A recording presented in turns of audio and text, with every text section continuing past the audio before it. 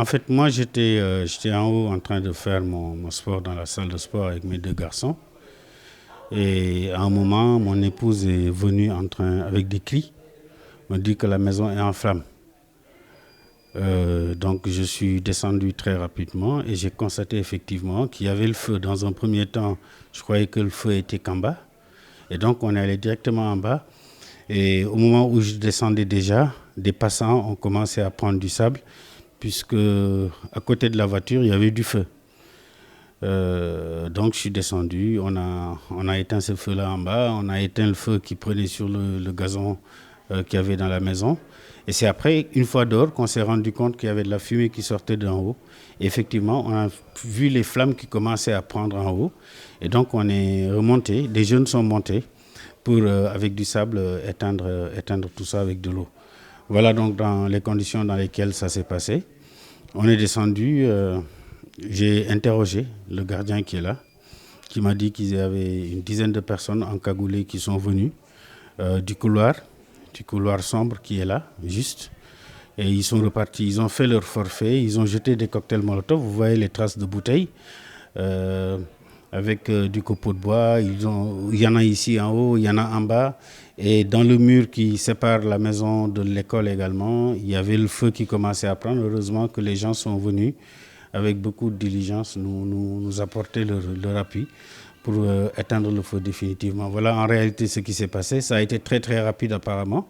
Je n'en doute pas une seconde parce que moi-même j'avais été informé par les autorités administratives qu'il fallait qu'on soit un peu plus regardant. Mais bon, pour moi, assumer une mission républicaine, quelle que soit l'issue de cette affaire, j'assumerai la mission républicaine qui est la mienne, puisque je suis député et je suis censé agir. Ça, c'est pas parce que il y a eu ça que je vais cesser de mener ma mission.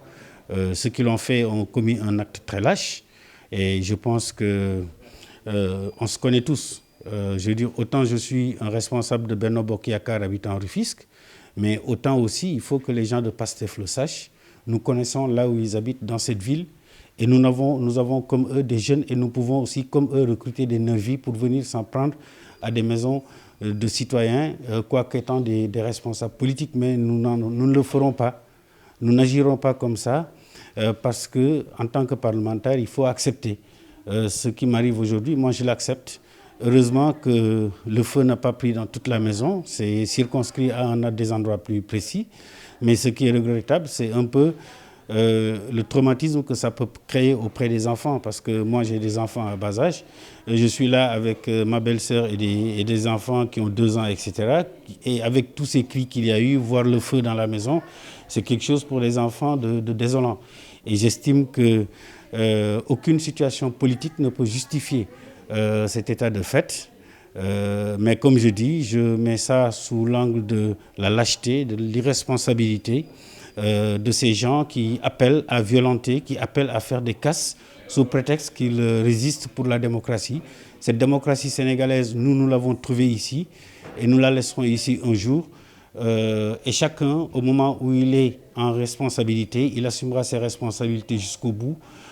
Et moi-même, c'est aujourd'hui que j'assume le plus fièrement mon engagement auprès du président Macky Sall à l'accompagner dans ce qu'il fait pour ce pays et dans ce qu'il ambitionne de faire pour ce pays. Et c'est aujourd'hui que, je le dis encore, j'assume ma responsabilité de député appartenant au groupe de la majorité Benno Bokk Yakaar, qu'absolument rien aucune intimidation ne pourrait m'amener à remettre cela en cause. Cette fois-ci, je le dis encore une fois, ce qu'ils veulent, c'est que cette affaire qui existe, qu'ils créent d'autres affaires pour noyer l'affaire principale, qui est l'implication, en tout cas les accusations portées contre Ousmane Sonko. Et j'estime que ce n'est pas par des actes de lâcheté qu'on va en arriver là. Mais bon, chacun assumera ses responsabilités devant l'histoire.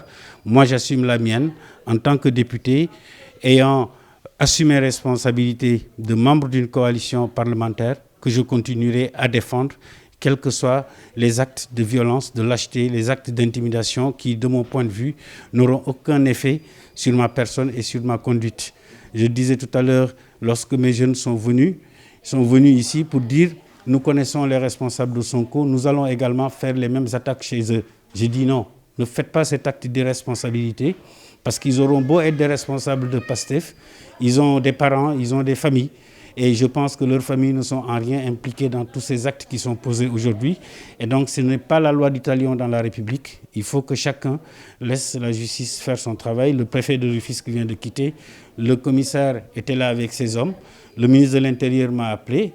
À eux de faire leur travail. Quant à moi, je reste droit dans mes bottes, dans mon engagement pour servir le Sénégal dans le cadre de ma coalition avec le président Macky Sall, qui est la coalition Benno Bokk Yakaar.